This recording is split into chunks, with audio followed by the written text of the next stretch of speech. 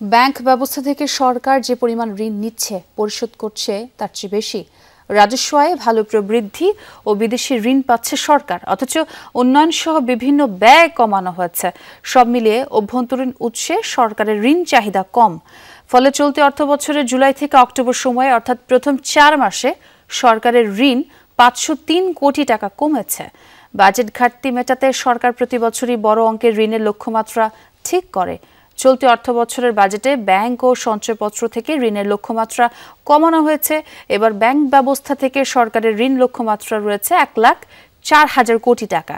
সঞ্চয়পত্র থেকে 12,500 কোটি টাকা ঋণের লক্ষ্যমাত্রা ধরা হয়েছে। আর এখন পর্যন্ত সরকার ব্যাংক থেকে যেভাবে ঋণ নিচ্ছে তাতে নির্ধারিত লক্ষ্যমাত্রার তার নিচে থাকবে বলে সংশ্লিষ্টদের ধারণা। বাংলাদেশ ব্যাংকের তথ্য অনুযায়ী গত অক্টোবর পর্যন্ত ব্যাংক ব্যবস্থায় সরকারের মোট ঋণ কমে 5,50,502 কোটি টাকায় নেমেছে। গত জুন শেষে যা ছিল 5,50,905 কোটি টাকা। এর মানে ঋণ কমেছে 503 কোটি টাকা। এ সময় বাংলাদেশ ব্যাংকে সরকারের ঋণ বাড়লেও বাণিজ্যিক ব্যাংকে কমেছে বেশি হারে।